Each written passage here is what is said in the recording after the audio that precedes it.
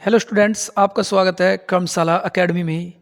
आज की UP TGT की इस क्लास में हम कॉम्बिनेशन परमुटेशन का सेकंड पार्ट पूरा करेंगे। इस क्लास में हम कॉम्बिनेशन से संबंधित क्वेश्चन करेंगे। आइए करते अपने क्लास। कॉम्बिनेशन मैंने आपको बताया था कि जो परमुटेशन होता है उसमें हमें सिलेक्शन प्लस अरेंजमेंट करना पड़ता है और कॉम्बिनेशन में केवल सिलेक्शन करना पड़ता है, इसमें अरेंजमेंट की आवश्यकता नहीं होती। जैसे क्वेश्चन से शुरुआत करते हैं कि a coach wants to make a team of 5 players in how many ways coach can select the team from 8 players. ये कोच है 5 खिलाड़ियों की एक टीम बनाना चाहता है, 8 खिलाड़ियों में से वह कितने प्रकार से टीम बना सकता है। कि एक कोच है 8 खिलाड़ी में से उसे 5 खिलाड़ी लेने हैं, तो कितने प्रकार से उन्हें चुन सकता है। अब जैसे मैंने कहा कि ये 8 खिलाड़ी हैं, 1 2 3 4 5 6 7 8। अब इन 8 में से मुझे 5 खिलाड़ी लेने हैं। अगर 5 खिलाड़ी लेने हैं, मैंने कहा कि भाई ये नंबर 1, ये नंबर 2, ये नंबर 3 4 5 6 7 8।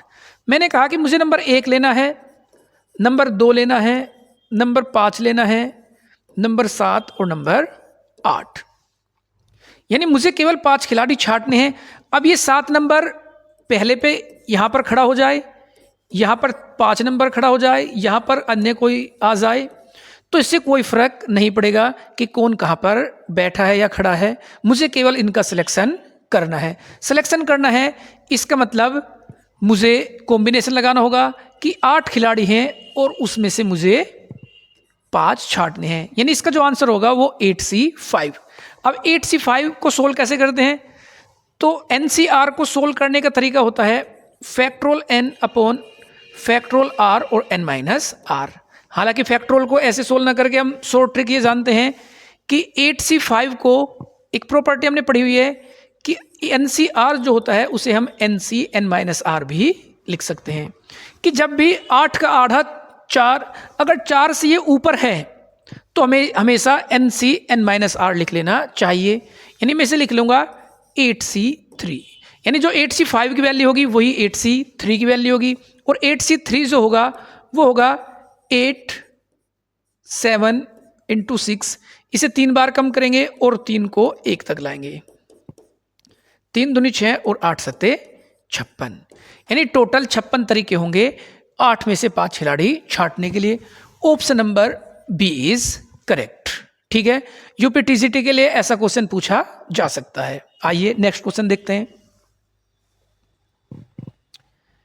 कि there are 5 points on the circumference of a circle, how many lines can be drawn from these points. कि एक वृत्त की परिधि पर 5 बिंदु हैं, इन बिंदु से कितनी रेखाएं खींची जा सकती हैं। कि एक सर्कल है और इस पर 5 पॉइंट है, कि मैंने कहा 1 पॉइंट यहाँ पर, 2 3 4 और 5, और इसने मुझसे पूछा है कि इन 5 बिंदुओं को मिलाने से कितनी रेखाएं खींची जाएंगी। देखो इस सर्कल पर हैं तो मैं चाहे तो ये लाइन खींच सकता हूँ, ये भी लाइन खींच सकता हूँ, ये भी लाइन होगी, या फिर ऐसे भी लाइन बन सकती है। यानी मुझे क्या करना है, एक लाइन बनाने के लिए कम से कम 2 पॉइंट मुझे चाहिए। अगर कोई स्ट्रेट लाइन खींचेगी उसके लिए मिनिमम 2 पॉइंट होने चाहिए। अब मेरे पास टोटल 5 पॉइंट है, उनमें से आप कोई 2 सेलेक्ट कर लीजिए, उतनी ही लाइन हमारी बन जाएगी। तो 5C2 यानी 5 4 और 2 गुना 1 यानी 10, टोटल 10 लाइन हमारी खींचेगी। Option number C is correct. ठीक है, मतलब ये ऐसे समझिए कि आपको 10 में से, इसमें 5 में से 2 चीज़ें छांटनी है, तो उनके छांटने के तरीके 5C2। इन्हें अरेंज नहीं करना कि जैसे मैंने कहा कि पहले मैंने ये लाइन खींच दी, दोबारा ये लाइन खींची है, उसके बाद ये लाइन खींची है, या मैं पहले ये लाइन खींचता हूँ उसके बाद ये लाइन खींचता हूँ, तो यहाँ पे अरेंजमेंट का कोई भी फर्क नहीं पड़ेगा, हमें केवल सिलेक्शन करना है। इसलिए इन क्वेश्चनों में हम NCR लगाएंगे, ना कि NPR। ठीक है, समझ आ रही है बात है आपको। आगे बढ़ते हैं कि there are 10 governments and 5 non government member in a accounts how many ways a committee, ये अकाउंट्स नहीं, इन अ काउंसिल लिख सकते हैं।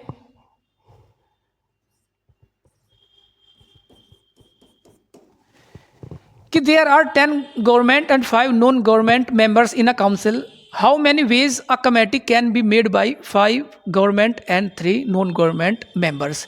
कि एक समिति में 10 सरकारी और 5 गैर सरकारी सदस्य हैं, कितने तरीके से हमें 5 सरकारी और 3 गैर सरकारी लेकर एक कमेटी बना सकते हैं। देखिए कि हमारे पास 10 तो है सरकारी गवर्नमेंट, और नॉन गवर्नमेंट ये है हमारे पास 5, और समिति में हमें 5 सरकारी लेने हैं और 3 गैर सरकारी, यानी इन 10 में से हमें 5 छांटने हैं और इन 5 में से हमें 3 छांटने हैं। ये हमें समिति बनानी है। तो करने का तरीका, किन 10 में से आप 5 ले लीजिए, इनटू इन 5 में से 3 छांट लीजिए, यही हमारा आंसर होगा। 10C5 को हम लिखेंगे 10, 9, 8, 7, 6, यानी से 5 बार कम करेंगे, 1, 2, 3, 4, 5, और 5 को 1 तक लाएंगे, 5, 4, 3, 2, 1। 5C3 को हम 5C2 लिख सकते हैं, तो इसे लिखेंगे 5, 4 और 2 इंटू 1।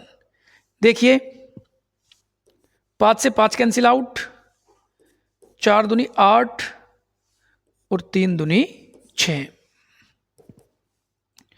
9 सत्ते 63 और गुना 10 630 गुना 4 या 0, 4 तिया 12, 4 6 24, 1 25, 2520।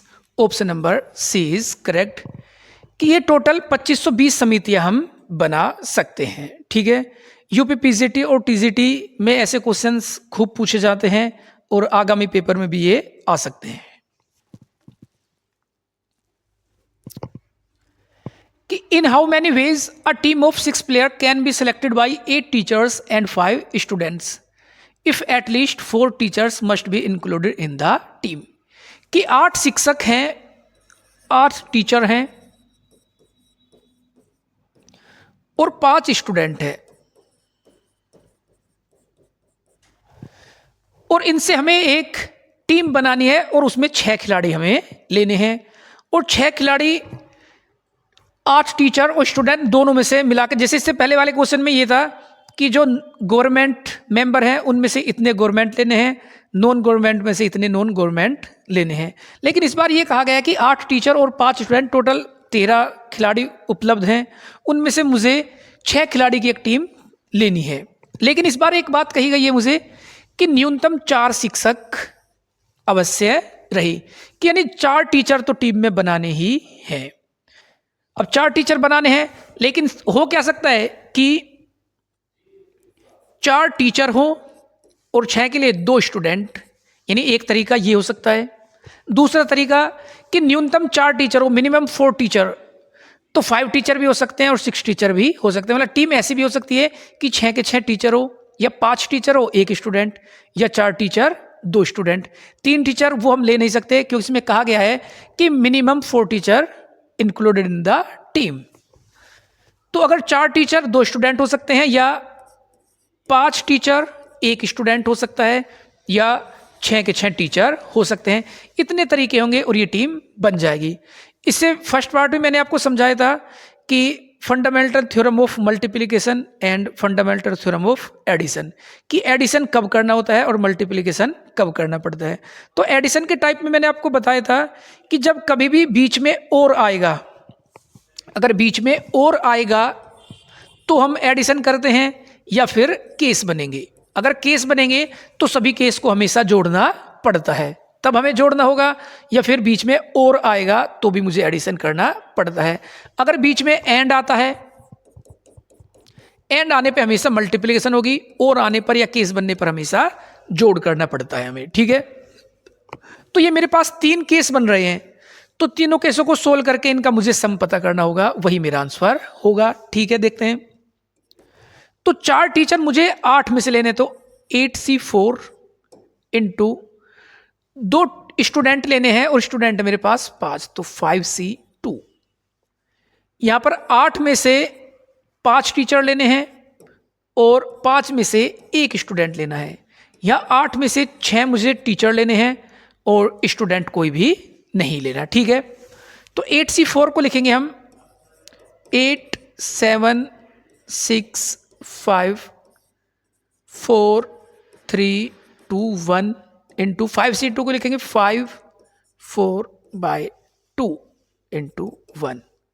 तो ये बन जाएगा 4 से ये 8 और 2 तिया 6, तो ये बन जाएगा 7 पंजे 35 गुना 5 चौक 20 या 35 दूनी 70 700। ठीक है, अब इसे सोल्व करते हैं। ये कितना बनेगा, 8C5 को हम 8C3 लिख सकते हैं, तो 8 7 6 और 3 को 3 इंटू 2 इंटू 1 और 5C1 5, 6 कट जाएगा, 8 सत्ते 56 गुना 5, यानी ये बन जाएगा 5 चंग 30 और 5 पंजे 25 और 3 28 280। 8C6 को लिख सकते हैं 8C2 और ये बन जाएगा 8 इंटू 7/2, ये बन जाएगा 28। और इनका करना होगा मुझे सम 700 280 और 28, तो ये बन जाएगा 280 और 28 308 प्लस 700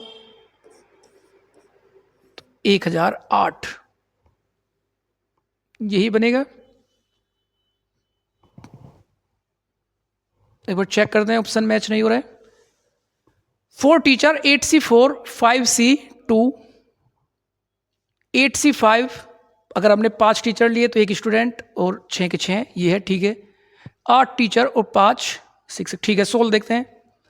8 7 6 5 4 3 2 1 और ये 5 4 2 1, तो ये 4 दूनी 8 और 3 दूनी 6, 7 पंजे 35 और 35 दूनी 70 700। ठीक है, 8C5 5C1, तो 8 7 6 3 2 और 5C1 5, 8 सत्ते 56 गुना 5 5 छंग 30 3 5 पंजे 25 3 28। ठीक है, 8C6 को लिख सकते हैं हम 8C2 यानी 8 7/2, 2 से काटेंगे 4 सत्ते 28। ठीक है, तो 700 980 1008, यही सही है। ऑप्शन इनमें मैच नहीं कर रहा है, 108 ही हमारा आंसर होगा। ठीक है, आगे बढ़ते हैं। कोई गलती तो नहीं है। 8 टीचर्स और 5 स्टूडेंट्स। ठीक है, 6 खिलाड़ियों की टीम बनानी है तो मिनिमम 4, तो 4 टीचर 2 स्टूडेंट, 5 टीचर 1 स्टूडेंट और 6 teachers. 8C4 5C2 8C5 5C1 8C6, तो यही होगा। ठीक है, 8C4 8 7 6 5 4 3 2 4, ये हो जाएगा। ठीक है, अगर इसका मल्टीप्लिकेशन एक बार फिर से चेक कर ले रहे हैं, 8 3 से 2 70 2 10 700 ही होगा। ठीक है, 8C5 8 7 6 3 2 56 और ये 5 30 5 पंजे 25 और 3 28, ये भी ठीक है। 872, ठीक है। ये ऑप्शन हमारे गलत लिखे हुए हैं, 1008 ही हमारा आंसर होगा। आगे बढ़ते हैं, नेक्स्ट क्वेश्चन देखते हैं। ये यूपीपीसीटी 2005 का क्वेश्चन है कि the total number of words which can be formed out of the letters ABCDEF taken 3 letters together and each word containing at least 1 vowel। इसने कहा कि ABCDEF ये 1 2 3 4 5 6 इन 6 लेटर्स को लेकर एक 3 लेटर्स का हमें वर्ड बनाना है, और इसमें कंडीशन इसने ये लग दी कि इसमें मिनिमम एक स्वर यानी एक वोवेल्स होना चाहिए। सबसे पहले वोवेल्स देखते हैं, इसमें कितने हैं, BCDF और AE, यानी इसमें 2 वोवेल्स हैं, और इसने कहा है कि एक वोवेल्स मिनिमम होना चाहिए। अगर एक वोवेल्स मिनिमम होगा कि एक वोवेल्स हो, यानी 2 में से अगर मैं एक वोवेल्स छांटता हूं तो 4 कॉन्सोनेंट में से मुझे 2 कॉन्सोनेंट लेने होंगे। प्लस दूसरा केस कि अगर मैं दोनों वोवेल्स छांटता हूं तो फिर 4 कॉन्सोनेंट में से मुझे एक ये लेना होगा। बात समझ में आई है कि अगर मैं 2 वोवेल्स हैं मेरे पास, 2 है मेरे पास ए और ई, ए और ई, और 4 मेरे पास कॉन्सोनेंट है बी सी डी एफ। अब एक कंडीशन हो सकती है कि एक वोवेल्स हो और प्लस 2 कॉन्सोनेंट हो, या 2 वोवेल्स हो प्लस 1 कॉन्सोनेंट हो। यही 2 तरीके हो सकते हैं, यही दोनों तरीके मैंने लिखे हुए हैं। लेकिन इसमें आपको एक और ध्यान रखना है कि वर्ड लेटर्स दिए हुए हैं ए बी सी डी, तो इनमें जो अरेंजमेंट होगा वो भी मुझे करना होगा। क्यों करना होगा कि जैसे मैंने कहा 3 वर्ड्स मैंने छांट लिए ए बी और डी, इसके लिए कि जब मैंने एक वोवेल्स लिया तो ये तरीके होंगे, लेकिन इन्हें मैं अरेंज भी कर सकता हूँ। ये बी ए डी ऐसे भी बन सकता है, या डी ए बी, यानी इसके लिए परमुटेशन भी काम करेगा। यानी इन तीनों को अरेंज करने के लिए फैक्टोरियल 3 तरीके भी होंगे। इस बात को समझिए कि ये हुआ केवल सिलेक्शन, और सिलेक्शन के बाद मुझे इन्हें अरेंज भी करना होगा। क्यों? क्योंकि ये लेटर्स हैं, और लेटर से जब वर्ड बनेगा तो वो उनका अरेंजमेंट भी होता है। ठीक है, 2C1 को लिख सकते हैं 2, 4C2 को लिखेंगे 6 प्लस 2C2 1 और 4C1 4 इंटू फैक्टोरियल 3 होता है 6। 12 और 4 18 गुना 6, 6 48 और 6 कम 6 और 4 10, 108 इज द आंसर। 6 दूनी 12 और 4 16, 12 प्लस 4 16 गुना 6 96, 96 टोटल इसके तरीके होंगे। Option number B is correct. अच्छा क्वेश्चन है। जितने भी केस बनेंगे केस का सबको हमें एडिशन करना होगा। ठीक है, आगे बढ़ते हैं। अब आगे कि सिलेक्ट 1 और मोर ऑप्शन, कि मुझे एक या एक से अधिक ऑप्शन सिलेक्ट करने हैं तो तब मुझे क्या करना होगा। क्वेश्चन से समझते हैं। किसने कहा कि Ajay has 5 friends, how many veg he can invite his 1 और मोर फ्रेंड्स एट डिनर। कि अजय के 5 मित्र हैं, वह उनमें से एक या एक से अधिक को रात्रि भोज पर कितने प्रकार से बुला सकता है। कि अजय के 5 मित्र हैं और उन्हें उसे बुलाना है तो कितने तरीके हो सकते हैं। इसमें ऐसा भी हो सकता है कि वो 1 को बुलाए, ऐसा भी हो सकता है वो 2 को बुलाए, ऐसा भी हो सकता है वो 3 को बुलाए। अब उसके 5 मित्र हैं, 1 2 3 4 5। अब किसी मित्र को बुलाना या ना बुलाना, तो किसी मित्र के लिए टोटल तरीके होते हैं 2, इसके लिए टोटल तरीके 2, इसके लिए टोटल 2 2 2, यानी जो टोटल तरीके होंगे वो होंगे 2 की पावर 5 यानी कि 32। 32 तरीके ऐसे होंगे कि वो सभी को बुला भी सकता है और नहीं भी बुला सकता। लेकिन इसमें कहा गया है कि उसे एक या एक से अधिक को बुलाना है। इसका मतलब कम से कम 1 आ सकता है या 5 भी वो आ सकते हैं। अब मैंने ये जो सिलेक्शन किया है 32, इनमें एक कंडीशन ऐसी भी होगी कि वो इसे भी ना बुलाए, इसे भी ना बुलाए, इसे भी ना बुलाए, यानी इन्हें 5 को वो किसी को भी नहीं बुलाता। जो ये 2 तरीके होते हैं वो होते हैं कि इसे बुला भी सकता है नहीं भी, तो इसके लिए 2 तरीके, बुला भी सकता है नहीं भी, बुला भी सकता है नहीं भी, बुला भी सकता है नहीं भी, तो इनके लिए सभी के लिए 2 तरीके होते हैं। अब मैं इनका जब अरेंजमेंट करूंगा तो एक तरीका ऐसा भी आएगा जिसमें होगा कि इनमें से कोई भी नहीं बुलाया गया। लेकिन क्वेश्चन में कहा गया कि एक या एक से अधिक को बुलाना ही है, यानी कम से कम 1 तो आना चाहिए। तो जो 1 आना चाहिए तो टोटल में से वो तरीका घटा दो कि जब कोई भी नहीं आया, तो जो टोटल तरीके होंगे वो 31। Option number C is correct. Question को ध्यान से समझिए। इसके लिए जो टोटल तरीके होंगे, हर एक के लिए 2 तरीके होंगे कि वो बुला भी सकता है और वो नहीं भी बुलाएगा। इसके लिए 2 तरीके, इसके लिए भी 2 तरीके, इसके लिए भी 2 तरीके, इसके लिए भी 2 तरीके, इसके लिए भी 2 तरीके। सभी की मल्टीप्लाई करेंगे तो 2 की पावर 5, यानी जो 32 तरीके होंगे वो टोटल ऐसे होंगे कि वो उन्हें बुला भी सकता है और नहीं भी। 1 को बुलाएगा या 2 को बुलाएगा या 3 को बुलाएगा, कुछ भी इसमें हो सकता है। और मुझसे अगर पूछा जाए कि एक या एक से अधिक को बुलाना ही है, तो इनमें से मुझे एक तरीका ये हटाना पड़ेगा कि जब वो कोई भी नहीं आया होगा। ठीक है, आगे बढ़ते हैं। To pass in exam is necessary to pass in all 5 subjects.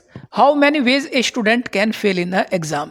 कि किसी परीक्षा में उत्तीर्ण होने के लिए 5 विषयों में सभी विषयों में पास होना जरूरी है। कोई छात्र कितने प्रकार से फेल हो सकता है। यानी टोटल 5 सब्जेक्ट है, तो 5 सब्जेक्ट है, 1 2 3 4 5। अब पहले सब्जेक्ट में पास या फेल 2 ही तरीके हो सकते हैं कि भाई चाहे तो वो पास होगा या वो फेल होगा। तो इसके लिए टोटल 2 तरीके, इसके लिए भी 2, इसके लिए भी 2, इसके लिए 2, इसके लिए भी 2, यानी टोटल तरीके होंगे 2 की पावर 5, यानी 32 टोटल तरीके होंगे। लेकिन इनमें एक तरीका ऐसा भी होगा कि जिसमें इसका भी फेल, ये भी फेल, ये भी फेल, ये भी फेल और ये भी फेल। और जो इस बार इसने पूछा है कि मुझसे कितने तरीके से फेल हो सकता है, तो इसमें मुझे एक तरीका ऐसा भी होगा कि वो सभी में पास हो। टोटल 32 तरीके हैं, लेकिन सभी में पास होने के लिए केवल एक ही तरीका है। अगर इस 32 में से मैं ये तरीका घटा दूंगा तो मेरे पास 31 तरीके बचेंगे, और इनमें ये मतलब फेल हुआ होगा, 1 में फेल हुआ हो, 2 में हुआ हो, 3 में हुआ, 4 में हुआ या 5 में भी फेल हुआ हो। इससे पहले क्वेश्चन में मैंने ये वाला पार्ट हटाया था, ये वाला 1 हटाया था कि, और इस वाले क्वेश्चन में ये वाला पार्ट हटाना है कि उनमें से पास वो होगा। उसमें से ये पार्ट इसलिए हटाया था कि उन्हें एक या एक से अधिक को बुलाना था। तो जो ये वाला पार्ट होता है, ये होता है कि कोई भी नहीं आए, तो उसमें कोई भी नहीं वाला पार्ट घटा था 1। इसमें वो पार्ट हटेगा कि जिसमें सभी पास, 5 के 5 सब्जेक्ट में वो पास होगा। ठीक है, आगे बढ़ते हैं। There are 6 true false question in an exam. The number of ways in which these question can be answered. यानी किसी परीक्षा में 6 सही या गलत, फिर वही बात आ गई कि 6 क्वेश्चन है, 1 2 3 4 5 6, सही या गलत, सही हो सकते हैं, गलत, यानी इसके पास भी 2 तरीके, ये भी 2, सभी के पास 2 तरीके, यानी टोटल होंगे 2 की पावर 6 तरीके। कितने प्रकार से, वो इसने ही कहा कि उत्तर दे सकता है। देखो इस क्वेश्चन में फर्क क्या है, इस क्वेश्चन में ये फर्क है कि इसमें ये नहीं कहा गया कि उसे सभी उत्तर सही देने हैं या एक में गलत देना है, इसमें कहा गया कितनी तरीके से वो आंसर दे सकता है। तो इसमें ये कंडीशन की सभी आंसर गलत दिए, ये भी मुझे इंक्लूड करनी होगी, और सभी के आंसर सही लिए, ये भी मुझे इंक्लूड करनी होगी, या कुछ गलत कुछ सही वो भी इंक्लूड करने होंगे। यानी 2 की पावर 6 ही मेरा आंसर होगा। 2 की पावर 6 64, यही मेरा आंसर है। इसमें मुझे कोई भी घटाना नहीं पड़ेगा, क्योंकि मुझे सभी के सभी गलत आंसर भी लेने हैं और सही आंसर भी लेने हैं। ठीक है, option number B is correct. ठीक है, आगे बढ़ते हैं। There are 10 objective type question, each question having 4 option. The number of ways in which these question can be answered. देखो हर बार जितने अभी तक मैंने क्वेश्चंस करे हैं सिलेक्टिंग ऑप्शन वाले, इनमें हर बार 2 ऑप्शन आ रहे थे कि हाँ या ना, या आए या जाए। लेकिन इस बार इसने कहा हुआ है कि 10 ऑब्जेक्टिव क्वेश्चन है, तो 1 2 3 4 5 6 7 8 9 10, और हर एक के पास कितने ऑप्शन है, इसके पास भी 4 ऑप्शन है, इसके पास भी 4 4 4, यानी सभी के पास 4 4 ऑप्शन है। कितनी बार है, 10 बार, तो इसका आंसर क्या होगा, 4 की पावर 10, यही मेरा आंसर होगा। इसमें यह भी नहीं कहा है कि सभी सही देने हैं सभी गलत देने हैं, टोटल तरीका पूछा है कि कितने तरीके से आंसर दिया जा सकता है, तो 4 की पावर 10 ही मेरा आंसर होगा।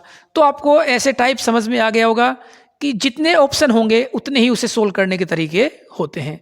जितने क्वेश्चन होंगे तो नंबर ऑफ सॉल्यूशन जितने तरीके से हम कर सकते हैं कि पावर जितने गिवन क्वेश्चन, यानी इसके लिए हम बात याद रख सकते हैं कि जितने उसके लिए सॉल्यूशन हो सकते हैं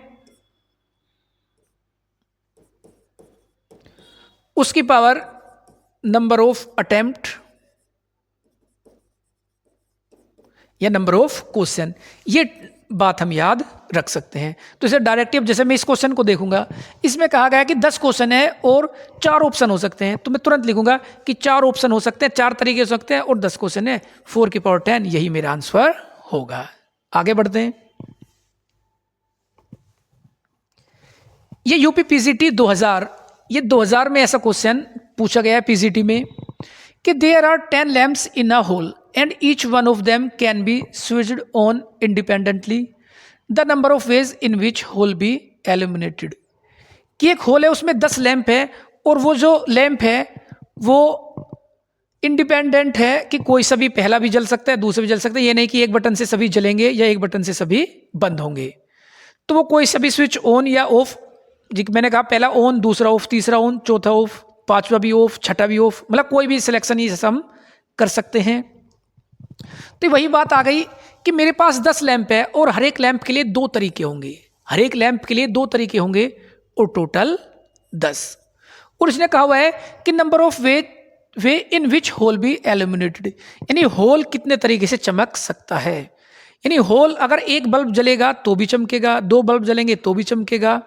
लेकिन जो हम ये जो करते हैं 2 की पावर 10, इसमें एक कंडीशन ऐसी भी होती है कि जब सारे के सारे जो बल्ब होंगे वो स्विच ऑफ होंगे, यानी मुझे वो कंडीशन भी हटानी पड़ेगी। 2 की पावर 10 होता है 1024 माइनस 1 करेंगे तो 1023 टोटल तरीके होंगे जब हमारा होल एल्यूमिनेटेड हो रहा होगा, उसमें लाइट जल रही होगी। ठीक है, यूपी पीसीटी 2000 में पूछा गया है, ऐसा क्वेश्चन टीजीटी में फिर से आ सकता है, पीसीटी में पूछा जा सकता है। आइए आगे बढ़ते हैं। डिवीजन और डिस्ट्रीब्यूशन इन ग्रुप्स, यानी मुझे डिस्ट्रीब्यूशन करना है ग्रुप्स का, किन्हीं भी चीज़ों को 1 ग्रुप 2 ग्रुप 3 ग्रुप कितने भी ग्रुप में उन्हें बनाना है। ठीक है, ग्रुप्स बनाने के लिए तरीका क्वेश्चंस, अच्छा ऑब्जेक्ट आर डिफरेंट, अच्छा ठीक है। देखो मुझे बनाना है कि इफ ऑब्जेक्ट्स आर डिफरेंट या डिस्टिंक्ट, अगर ऑब्जेक्ट मेरे डिस्टिंक्ट हैं तो तब मेरे कितने ग्रुप्स बनने वाले हैं, कितने तरीके उसके होंगे। मैंने कहा कि एक कोई बैग है उसमें 8 अलग अलग चीज़ें हैं और उसके मुझे 2 ग्रुप्स बनाने हैं, एक में 3 चीज़ें रख लीजिए और दूसरे में 5 चीज़ें रख लीजिए। तो इसका जो नंबर ऑफ वेज होगा डिस्ट्रीब्यूटिंग का वो होगा फैक्टोरियल 8 अपॉन फैक्टोरियल 3 और फैक्टोरियल 5, ये टोटल नंबर ऑफ वेज मेरे होंगे। ठीक है, अब इनमें भी 2 बात होती है कि अगर ये तो था कि जब मेरे दोनों जो सिलेक्शन है वो डिस्टिंक्ट हो, अलग अलग चीज़ें, कि इसमें मैंने 3 चीज़ें रखी हैं, इसमें मैंने 5 चीज़ें रखी हैं। अगर ये चीज़ें भी मैं, जैसे मैंने कहा mn के लिए बात करते हैं, इसमें mn चीज़ें रखी हुई हैं, इसमें से यहाँ पर मैंने m चीज़ें रखी और यहाँ पर n चीज़ें रखी, इसके मैंने 2 ग्रुप्स बनाए, तो इसके जो नंबर ऑफ सिलेक्शन होंगे वो होगा factorial m plus n upon factorial m और फैक्टोरियल n, ये टोटल इसके तरीके होंगे। अगर मुझसे कहा दिया जाए कि यहाँ पर m प्लस m चीज़ें रखी हुई हैं तो एक m इधर रख लीजिए, एक प्रकार के m और एक प्रकार के यानी m, दोनों चीज़ें आइडेंटिकल रख दी जाए। कि जैसे मैंने कहा कि इधर 8 चीज़ें रखी हैं और 4 के 2 ग्रुप बना दीजिए कि 4 इधर और 4 इधर। अगर वही m प्लस m यानी 2m चीज़ें मैं बोल सकता हूँ या 2m चीज़ें रखी हैं, उनमें से एक में भी m रखिए और दूसरे में भी m रखिए, तो ऐसे सिलेक्शन के कितने तरीके होंगे। तो इसके लिए यही तरीका m प्लस n, तो m plus m 2m upon पहले के लिए फैक्टोरियल m, दूसरे के लिए फैक्टोरियल m। लेकिन आपको इनमें एक बात ध्यान रखनी है कि जब ये फैक्टोरियल m होगा और ये भी फैक्टोरियल, मतलब दोनों एक जैसे ही होंगे, तो जितने ग्रुप्स बनेंगे या जितने जोड़े बनेंगे उतने से मुझे एक फैक्टोरियल बाई, अगर 2 हैं तो फैक्टोरियल 2, अगर ये 3 बनते तो फैक्टोरियल 3, अगर ये 4 ग्रुप बनते सिमिलरली एक जैसे ही एक जैसे ऑब्जेक्ट के तो मैं फैक्टोरियल 4, यानी जितने होंगे उतने तरीके यहाँ पे लिखूंगा। ये हो गया नंबर ऑफ सिलेक्शन।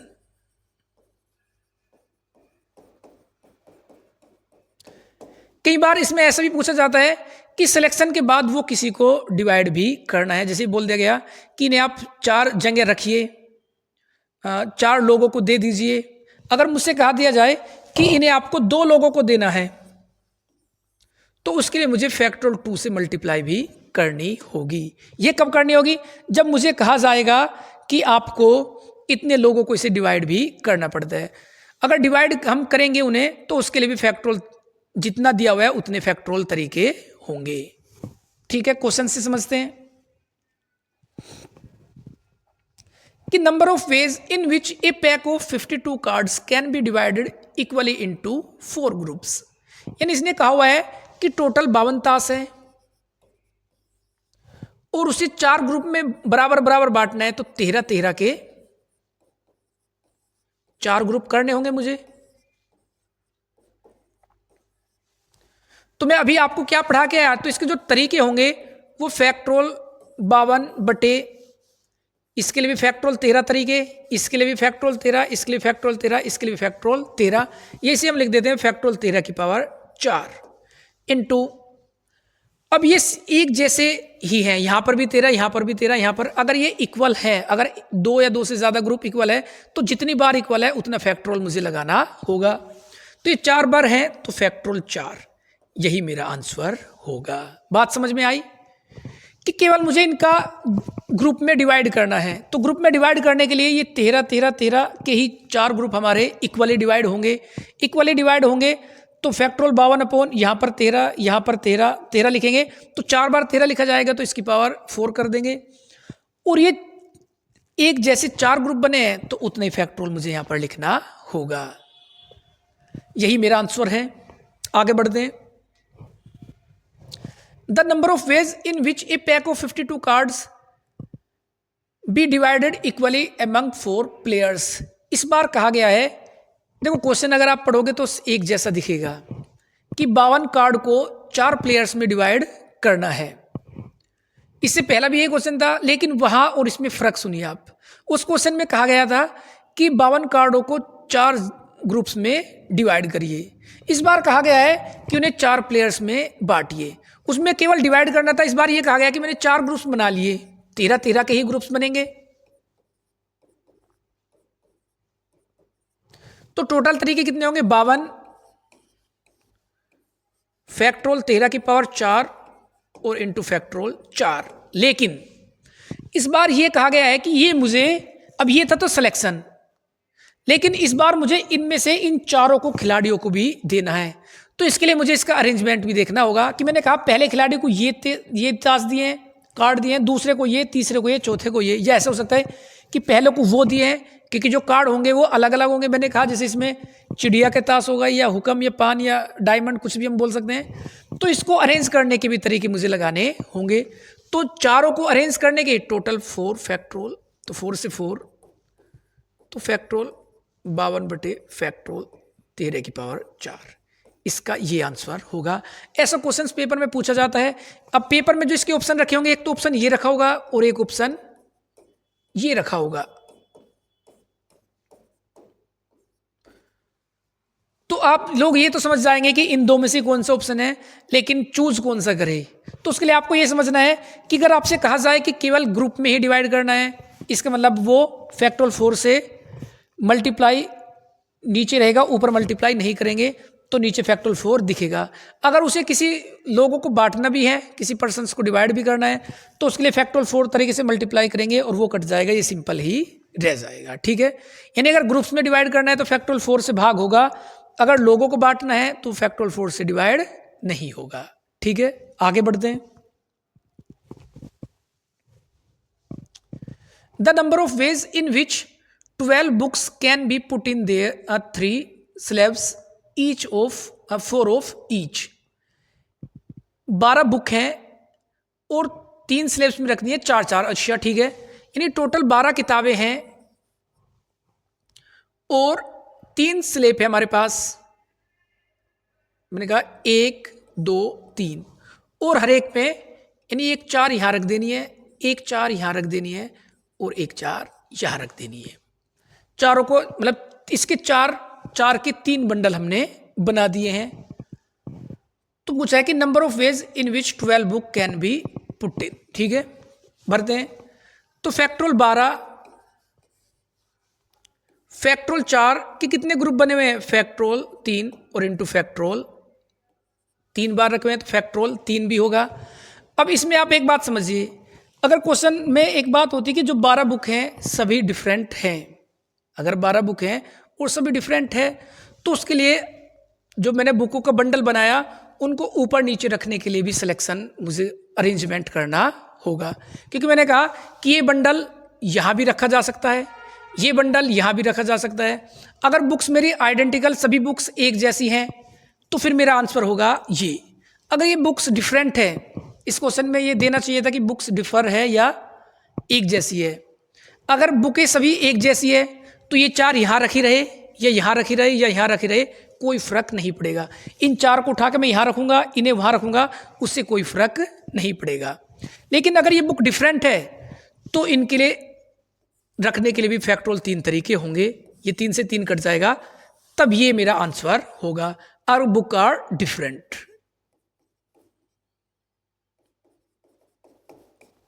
अगर किताबें अलग अलग हैं तो आंसर ये होगा, और किताबें एक जैसी ही हैं तो फिर फैक्टोरियल 3 लेके मेरा आंसर आएगा। ठीक है, आगे बढ़ते हैं।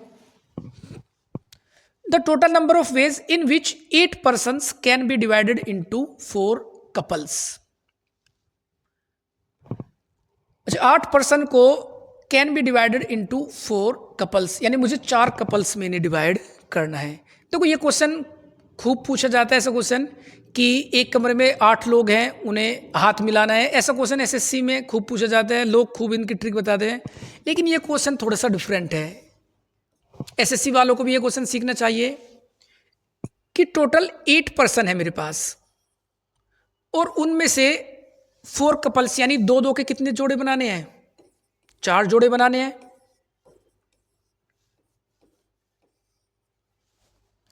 तो नंबर ऑफ वेज मुझसे पूछा है कि कितने जोड़े इनके बनेंगे। ठीक है, करते हैं। तो टोटल फैक्टोरियल 8 और फैक्टोरियल 2 की पावर 4 और इंटू फैक्टोरियल 4। भाई 2-2 के जोड़े बने हुए हैं तो फैक्टोरियल 4 भी मुझे लिखना होगा। अब जो ये कपल्स होंगे इनके लिए सिलेक्शन का, जैसे भाई ये 2 आदमी मैंने यहाँ लिए, अगर इन 2 आदमी को मैं यहाँ रखूँगा या इन 2 को यहाँ करूँगा तो क्या सिलेक्शन पे कोई फ़र्क पड़ेगा? कोई फ़र्क नहीं पड़ेगा। भाई ये जोड़ा अगर मैं यहाँ रख लूँ, इस जोड़े को यहाँ पे खड़ा कर दूँ तो एक ही तो बात है, कपल तो बने हुए हैं। या मैंने कहा इस जोड़े को यहाँ पर, इस जोड़े को यहाँ लिख लूँ, तो क्या ये अलग तरीके होंगे? ये सिलेक्शन के अलग तरीके होंगे? बिल्कुल नहीं होंगे। तो इसका जो आंसर होगा वो यही होगा। बात समझ में आ रही है आपको? तो कितने तरीके होंगे? फैक्टोरियल 8 को लिखेंगे हम 8 7 6 5, फैक्टोरियल 4 पर रोकते हैं। फैक्टोरियल 2 की पावर 4, तो 2 दूनी 4 दूनी 8 दूनी 16, और फैक्टोरियल 4, फैक्टोरियल 4 से 4 कैंसिल आउट, 8 दूनी 16, 2 तिया 6 7 तिया 21 पंजे 105। टोटल जो होंगे वो 105, यानी 105 तरीके होंगे 8 लोगों को 4 कपल में बनाने के लिए। ये क्वेश्चन एसएससी में भी अभी तक नहीं पढ़ाया गया है, और ऐसा क्वेश्चन एसएससी में पूछा जा सकता है। ठीक है, उसके लिए शॉर्ट ट्रिक आप बना सकते हैं। आगे बढ़ते हैं। डिवीजन ऑफ आइडेंटिकल ऑब्जेक्ट्स, कि जो आइडेंटिकल यानी एक जैसे ऑब्जेक्ट हैं, अब मुझे उनका डिवीजन करना है कि वो उनका डिवीजन कैसे होगा। क्वेश्चन से सीखते हैं कि 30 आमों को कितने प्रकार से 5 लोगों में बांटा जा सकता है। कि जो 30 के 30 आम हैं,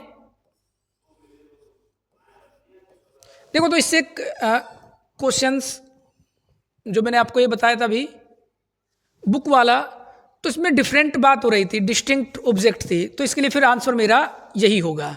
डिस्टिंक्ट होगा तो ये भी करना पड़ेगा, यानी इसके लिए जो आंसर होगा वो 12 फैक्टोरियल 4 की पावर 3 ही होगा जब डिस्टिंक्ट की बात हो रही है। क्यों? क्योंकि अभी जो मैं क्वेश्चन ले रहा हूँ आइडेंटिकल, वो अभी आए हैं, तो पेपर में उसमें लिखा होगा कि वो किताबें डिस्टिंक्ट है या नहीं।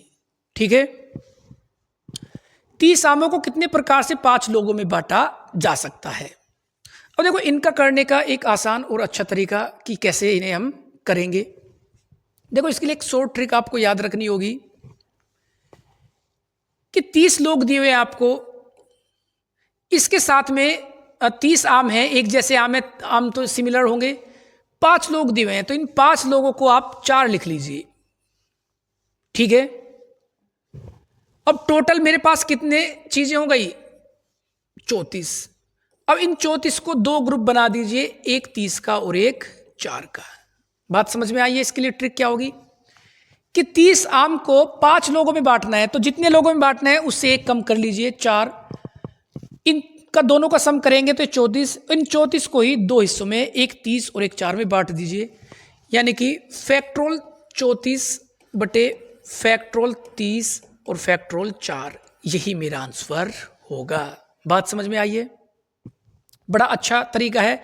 या अगर आप इसे देखोगे, हम इसे लिख सकते हैं फैक्टोरियल 34C4, इसे हम ये भी लिख सकते हैं। यानी कि अगर मुझे P चीजों को R लोगों में बांटना है तो इसका जो तरीका होगा वो होगा P प्लस R-1 CR-1, ये मेरा फॉर्मूला होगा। इस फॉर्मूले को अप्लाई करेंगे और सॉल्व हो जाएगा। हालांकि फॉर्मूले से बेहतर डायरेक्ट करना होता है कि 30 आम है, 5 लोग हैं, तो 5 में से कम करिए 4, तो 34 फैक्टोरियल 30 और फैक्टोरियल 4 आंसर मेरा आ जाएगा। इससे आसान कोई भी ट्रिक नहीं है। आगे बढ़ते हैं। 5 एक जैसी बॉल को 3 डिब्बों में कितने प्रकार से रखा जा सकता है जबकि कोई भी डिब्बा खाली ना रहे? The number of ways of putting 5 identical ball into 3 boxes so that no box is empty. इसने कहा है कि 3 डिब्बे हैं। अच्छा, डिब्बे हैं पहले 5, 5 बॉल को 3 डिब्बों में हमें रखना है। तो ऐसे हम समझो कि 5 चीजों को 3 में बांटना है, ठीक है, कोई भी डिब्बा खाली ना रहे। तो अभी मैं आपको सिखा के आया था कि ये 5 और ये 2, ये हमेशा एक कम लिखते हैं। ये 5 चीज हो गई, ये 2। लेकिन इसमें एक बात इसने दी हुई है कि कोई भी डिब्बा खाली ना रहे, यानी हर एक डिब्बे में एक एक बॉल हो। यानी अगर इन 5 में से हर एक डिब्बे को, जैसे पहले डिब्बा ये रहा, दूसरा ये रहा, तीसरा ये रहा, एक बॉल इसे दे दी, एक बॉल इसे दे दी, एक बॉल इसे, मतलब ये तो सवाल शुरू होने से पहले आपको रख देना, यानी खेल शुरू होने से पहले आपको एक एक बॉल उन्हें दे दी। यानी अब हमारे पास 2 बॉल हैं और 3 लोगों को बांटने हैं, तो यहां पर 2 ही तरीके हैं। तो कितने तरीके बनेंगे? 2 और 2 फैक्टोरियल 4 बटे फैक्टोरियल 2 और फैक्टोरियल 2, 4 × 12 दूनी 24 और 2 दूनी 4, यानी टोटल 6 तरीके होंगे। Option number 3 is correct. बात समझ में आ रही है? बड़ा आसान क्वेश्चन है। अगर आपको कॉन्सेप्ट क्लियर है तो सभी क्वेश्चन आपको आसान लगेंगे, ठीक है। इसमें कहा गया था कोई भी डिब्बा खाली ना रहे, यानी एक एक बॉल सबसे पहले आप उन्हें दे दीजिए। अगर एक एक बॉल आप सबको दे देंगे तो अब हमारे पास 2 बॉल बचेंगी, यानी मेरे पास 2 बॉल बचेंगी और 3 लोग हैं, तो लेने के लिए मेरे पास 2 लोग रहेंगे। टोटल 4 बटे ये 2 और ये 2, यानी इसे लिख सकते थे हम 4C2। तो 4C2 कितना होता है? 4 × 3/2, 12/2 यानी 6। यही मेरा आंसर होगा। आगे बढ़ते हैं। Question based on straight line and triangle, find the number of sides. अच्छा, अब मेरे कुछ क्वेश्चंस आ रहे हैं कि डायगोनल या साइड्स पता करना, या स्ट्रेट लाइन या ट्राइंगल पता करना, कितने ट्राइंगल होंगे। यूपी टीजीटी पीजीटी में यहां से एक क्वेश्चन जरूर पूछा जाएगा। ये 100% यहां से एक क्वेश्चन पूछा जाता है। एसएससी में भी यहां से क्वेश्चन पूछा जाता है, एनडीए में भी यहां से एक क्वेश्चन पूछा जाता है। कैसे शुरू करते हैं, आइए। या पहले मैं आपको इसमें थोड़ा सा थ्योरी बता दूं कि जैसे मुझे कहा गया कि कुछ पॉइंट दिए हुए हैं जो एक लाइन पर नहीं है, और मुझे कहा जाएगा कि उनसे कितनी रेखाएं या कितनी लाइंस बन सकती हैं। तो अगर आपको कहा गया है कि n पॉइंट है तो लाइन बनाने के लिए केवल NC2 तरीके ही होंगे। ये कब होंगे? जब मुझे स्ट्रेट लाइन बनानी है। अगर आपको कहा जाए कि आपको ट्राइंगल बनाना है, तो ट्राइंगल बनाने के लिए n में से आपको कितने पॉइंट लेंगे? ट्राइंगल बनाने के लिए 3 पॉइंट चाहिए, तो उसके लिए जो टोटल तरीके होंगे वो NC3 होंगे। फिर आपसे पूछा जाएगा कि नंबर ऑफ डायगोनल, पॉलीगन के डायगोनल कितने होंगे। तो अगर कोई भी पॉलीगन ऐसा बना हुआ है, बहुत सारी उसमें साइड्स होंगी, तो अगर मैं इनके 2 पॉइंट्स को, जैसे मुझे कहा जाएगा कि इसके n पॉइंट्स है, तो उससे जो टोटल लाइंस बनेगी वो NC2 होगी। डायगोनल के लिए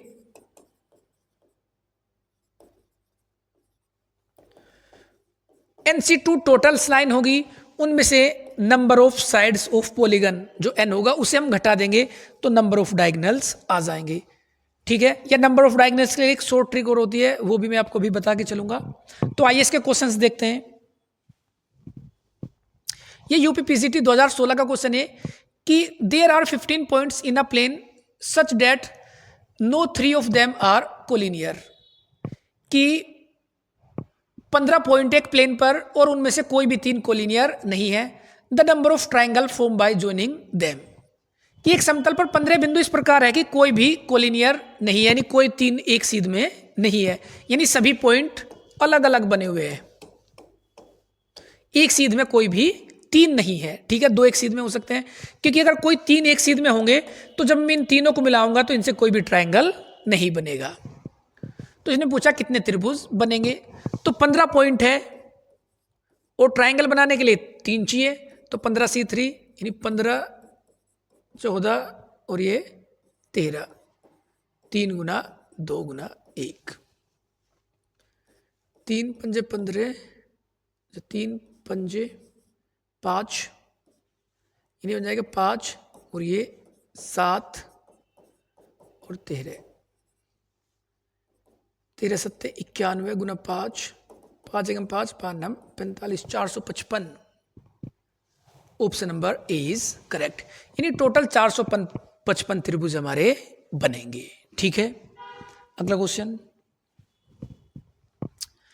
what is the number of sides of a polygon whose number of diagonal are 44, यानी उस बहुभुज में कितनी भुजाएं होंगी कि उसके विकर्णों की संख्या 44 है। यानी मुझे कहा गया है कि इसके विकर्ण की संख्या 44 है। देखो इसे मैं दोनों तरीके से बताऊंगा। इसकी शॉर्ट ट्रिक होती है कि जितने आपको विकर्ण दिए हैं उसमें 2 से मल्टीप्लाई कर दीजिए 88, और 88 के ऐसे फैक्टर करिए कि उनका फैक्टर्स का डिफरेंस 3 हो। तो इसे लिख सकते हैं 11 8 88, 11 8, तो जो बड़ा नंबर होगा वही मेरा आंसर होगा। तो इसका जो आंसर होगा वो 11 होगा, यानी इसमें 11 भुजाएं होंगी, जो पॉलीगन है वो 11 साइड्स का होगा। अगर फॉर्मूले से कर दे तो मैंने कहा कि इसमें नंबर ऑफ साइड्स n है पॉलीगन में, तो ये होता है NC2 माइनस n, वही तो मुझे कितना दिया हुआ है 44। हालांकि पेपर में तो हमें ऑब्जेक्टिव टाइप होगा तो इसे डायरेक्ट ही करेंगे कि जो नंबर ऑफ डायगोनल होंगे उसमें 2 की गुना करके उसके ऐसे फैक्टर करेंगे कि वो 11, मतलब उनका जो डिफरेंस होगा वो 3 आ जाए। तो जैसे इसमें 88 था तो 11 8 88, 11 और 8 3 का डिफरेंस भी था। लेकिन इसे सोल्व करने के लिए हमें इसे लिखेंगे NC2 को लिखेंगे हम n माइनस 1/2 माइनस n बराबर 44, या n² minus n minus 2n बराबर 44 दूनी 88, n² minus n minus 2n, तो ये बन जाएगा n² माइनस 3n माइनस 88 बराबर 0, या ये बन जाएगा n² माइनस, इसे लिख लेंगे हम 11n और प्लस 8n, क्योंकि 11 8 88 फैक्टर करने हमारे। n कॉमन लेंगे तो n माइनस 11, या 8 कॉमन लेंगे तो n माइनस 11, यानी एक आ जाएगा n बराबर 11 और एक आ जाएगा माइनस 8, तो पॉजिटिव नंबर यानी n बराबर 11 ही हमारा आंसर होगा। लेकिन जो ट्रिक मैं आपको बता के चलाऊं कि डायगोनल में 2 की गुना करिए और उसके ऐसे फैक्टर करिए कि उनका डिफरेंस 3 हो और बड़े वाला नंबर ही हमारा आंसर होगा। आगे बढ़ते हैं। A polygon has 170 diagonal, how many sides will it have? UPPCT 2010 का क्वेश्चन है। अभी मैं आपको सिखा के आया हूं तो इसे आप डायरेक्ट खुद अपने आप करेंगे। इसका आंसर कमेंट में बताना। How many triangle can be formed by joining 12 points if 7 of them lies on a straight line, कि 12 बिंदुओं को मिलाने से कितने त्रिभुज बनेंगे यदि 12 में से 7 बिंदु एक सीधी रेखा पर स्थित हो। यानी 7 बिंदु एक सीधी रेखा पर है। टोटल 12 है, 12 का मतलब 5 तो है अलग, 3 4 5 ऐसे कर ले रहे हैं, और 7 है एक लाइन पर, 1 2 3 4 5 6 7, ठीक है। और इसने पूछा कितने ट्राइंगल बनाने हैं, अब देखो, अगर ये सीधी लाइन में इनमें से मैं इन 3 पॉइंट को लूंगा, अगर मैं इसे लेता हूं तो क्या ये ट्रायंगल बनेगा? नहीं बनेगा। या मैं इन्हें लूंगा तो भी नहीं बनेगा। तो नंबर ऑफ ट्रायंगल्स मुझे कैसा पता चलेगा? नंबर ऑफ ट्रायंगल्स जो होंगे, आप पहले 12 से ट्रायंगल बना लीजिए। अगर ये 12 पॉइंट सब अलग अलग होते तो टोटल ट्रायंगल कितने बनते? 12C3। उनमें से वो ट्रायंगल घटा दीजिए जो मैंने इन 7 को एक साथ लेकर बनाए हैं या सोचे हैं। तो 7 को लेकर इतने ट्रायंगल बनेंगे। तो ये जो होगा वही मेरा आंसर होगा कि नंबर ऑफ ट्रायंगल्स इतने होंगे। सोल्व करते हैं। 12C3 को हम लिख सकते हैं 12, 11, 10। 3 को लिख देंगे 3 गुना 2 यानी 6। 7 को लिखेंगे 7, 6, 5 और 3 को 3 दूनी 6। 6 से 6 यहाँ कैंसिल आउट। 6 दूनी 12, 11 दूनी 22 और ये 210 माइनस 7 पंजे 35। तो ये बन जाएगा 175। टोटल 175 आंसर होगा 22। अच्छा 11 दूनी 22, 220 तो 185। Option number second is correct. 11 दूनी 22 करेंगे तो टोटल 185 ट्रायंगल मेरे होंगे। ठीक है, आगे बढ़ते हैं। Number of the straight line formed by joining 8 point in which 3 points are lies on a straight line। इस बार रेखा की बात हो रही है। 8 बिंदु है, 8 में से 5 बिंदु अलग अलग हैं और 3 बिंदु एक रेखा पर है, 1, 2 और 1 ये 3। 3 एक लाइन पर है, स्ट्रेट लाइन पर, और 5 अलग अलग है। तो इनसे कितनी सीधी रेखाएं खींची जा सकती है? तो वही पहले वाला तरीका, टोटल रेखाएं खींची जाएंगी 8 बिंदुओं से, 8C2। उनमें से घटाएंगे जो रेखाएं हमने इन 3 बिंदुओं से खींच दी होगी। लेकिन इस क्वेश्चन में एक ट्विस्ट अलग से होता है। जब मुझे ट्रायंगल था तो ट्रायंगल सीधी रेखा से कभी भी नहीं बनेगा। लेकिन अगर एक स्ट्रेट लाइन पर 3, 4, 5 या 10 जितने भी वो पॉइंट कहेगा तो वो मुझे घटाने होंगे। लेकिन इन सभी को मिलाने से एक स्ट्रेट लाइन हमेशा बनेगी। तो वो स्ट्रेट लाइन मुझे हमेशा जोड़नी होगी। तो 8C2 को लिखेंगे 8 गुना 7 तो 4 सत्ते 28 माइनस 3C2 है 3C1 3 और प्लस 1 25 और 1 26 आंसर। यानी option number D is correct. Total 26 line खींची जा सकती है। अच्छा क्वेश्चन है, एनडीए में आ सकता है और ये एसएससी सीजीएल वगैरह के लिए भी पूछा जा सकता है। ये जो क्वेश्चंस होते हैं ये सीजीएल या आरआरबी के लिए एनटीपीसी में काफी क्वेश्चन से पूछे जाते हैं। अगला क्वेश्चन कि late Tn denotes the number of triangle which can be formed joining the vertex of a regular polygon of n sides। Tn plus 1 minus Tn बराबर 21 then n। माना n त्रिभुजों की संख्या है जो किसी नियमित बहुभुज के n भुजा के कोण बिंदु को जोड़ने से बनी है। अच्छा ठीक है, तो ये बराबर होगा Tn plus 1। अच्छा त्रिभुजों की संख्या है, पहले में n plus 1 पॉइंट है, दूसरे में n पॉइंट है, यानी ये होगा n plus 1 C3 minus NC3 बराबर 21 हो। तो ये आंसर कितना होगा? अगर C3 है तो ये क्यूब वाला बनेगा। क्यूब के लिए सोल्व करने में दिक्कत होगी, तो इसके लिए ऑप्शन से चलते हैं। अगर मैं 5 भरता हूं तो 5 और 1 6C3 और 5C3, इनका डिफरेंस क्या 21 आएगा। 6C3 को लिख सकते हैं हम 6, 5, 4, 3, 2।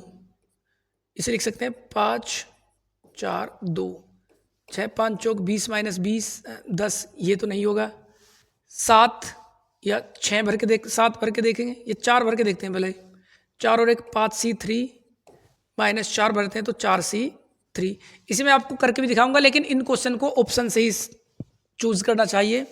5C3 होगा 5C2 और 5C2 होगा 10, तो ये तो आंसर होगा ही नहीं।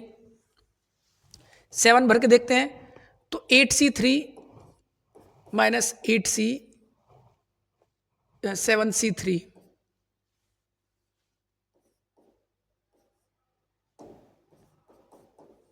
ये होगा 8 7 6, ये 6 माइनस 7 6 5 बाई 3। सोल्व करने के लिए 6 से 6 खत्म और 3 इंटू 2, ये भी 6 से 6 खत्म। 8 सत्ते 56 माइनस 7 पंजे 35 21, यही आंसर है। यानी कि जो मेरा option number B is correct. देखो इन क्वेश्चन को चूज करेंगे, ऑप्शन से करेंगे तभी आसानी से होगा। वैसे नॉर्मली इस क्वेश्चन को हम कैसे सोल्व करेंगे वो मैं आपको बता दे रहा हूं कि n+1 C3 को सोल्व करिए तो फैक्टोरियल n+1 चाहे तो ऐसे लिख लीजिए या ऐसे भी नहीं करता, सोल्व ही करता हूं डायरेक्ट। इसे लिखेंगे n+1, फिर एक कम करेंगे तो n, फिर एक कम करेंगे तो n-1 और 3 गुना 2 गुना 1 माइनस, इसे भी n-1 और n-2 अपॉन 3 गुना 2 गुना 1 बराबर 21। अब इसे सोल्व करिए। देखो n और n-1 दोनों जगह से हम कॉमन ले सकते हैं, तो n-1 और ये 6 भी दोनों जगह से कॉमन आएगा, तो यहाँ पर बचेगा n+1 और माइनस n और +2, ये होगा 21। n से n कैंसिल, 1 और 2 3, 3 से काटेंगे तो 6, ये भी 2 बचेगा, तो n² माइनस n, 2 थे 21 दूनी 42, या n² minus n minus 42 equal to 0। 7 छंग 42, तो n² minus 7n plus 6n minus 42।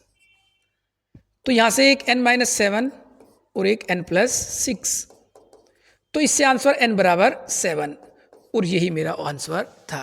ठीक है, तो इन क्वेश्चंस को ऐसे सोल्व ना करके ऑप्शन से ही हम कर सकते हैं। आगे बढ़ते हैं। Everybody in a room shakes hand with everybody else, the total number of hand shake is 66, the total number of person in the room. कि एक कमरे में उपस्थित सभी एक दूसरे से हाथ मिलाते हैं, यदि हाथ मिलाने वालों की संख्या 66 हो तो कमरे में कितने व्यक्ति है। तो हाथ मिलाने अगर n लोग एक साथ हाथ मिलाते हैं तो NC2 तरीके होंगे, और वो इसने बता दिया 66। देखो इसके लिए शॉर्ट ट्रिक भी बताऊंगा। NC2 हालांकि शॉर्ट ट्रिक इन्हीं से बनती है, तो इसे हम लिख सकते हैं n-1 बटे 2 बराबर 66, या n² या n-1 बराबर 132। यानी मुझे ऐसे नंबर देखने हैं कि वो नंबर और एक उससे छोटा नंबर और उनकी मल्टीप्लाई 132 हो जाए।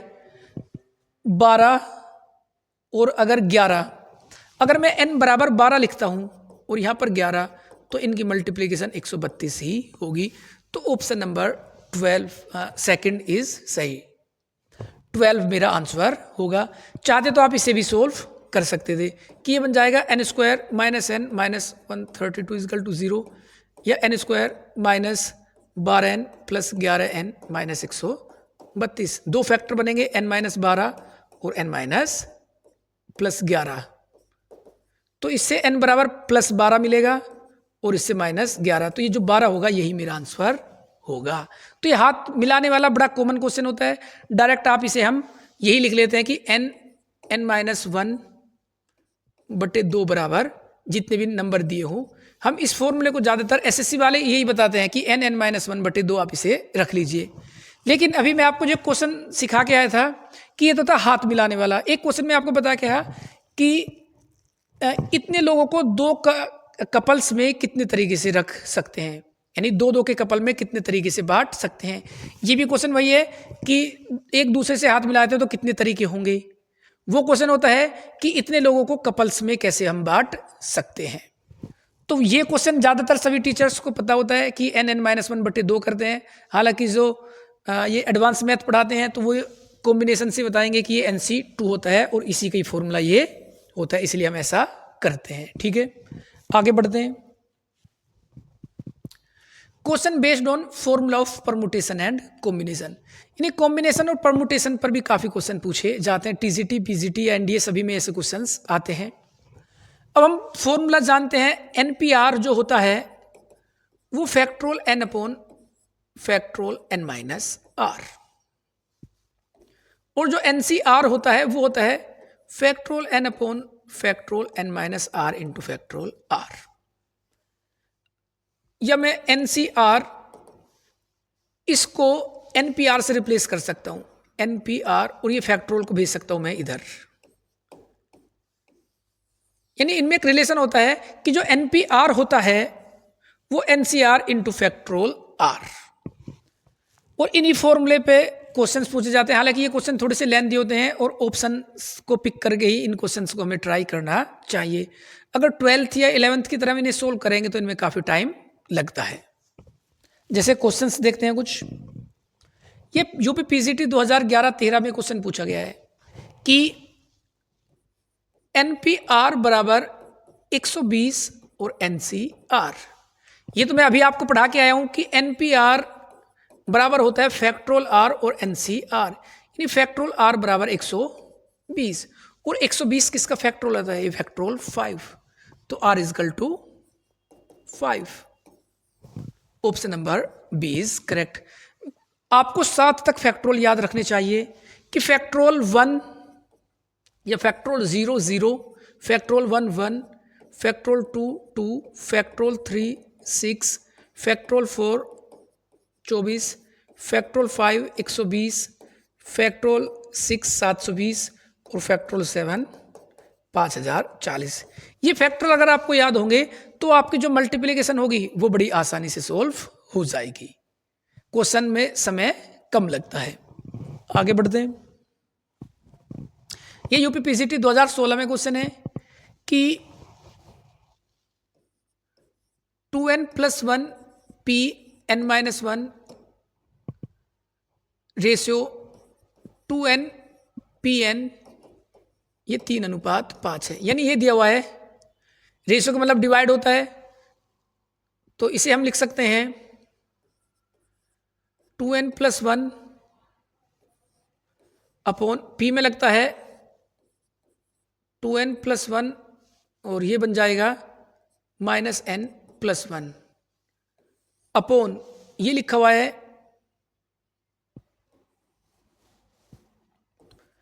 2n upon 2n minus n। यहां बन जाएगा ये